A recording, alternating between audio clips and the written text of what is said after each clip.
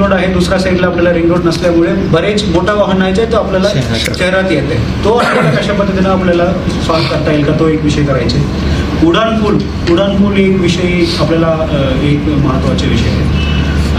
हे छोटे छोटे विषय आहेत, पण मोठा प्रायोरिटी कॉरिडॉर, वारी, IT पार्क, त्यानंतर हे जो विषय आहे तो. आणि माझा काळामध्ये अजून माझा कल्पना अजून फायनली झालेली नाही.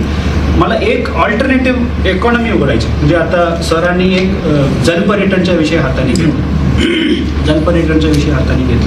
तशा पद्धतीनं माझ्या काळामध्ये काही लोकांना नवीन लाईव्हलीहूड पर्याय उपलब्ध करून देता येईल का.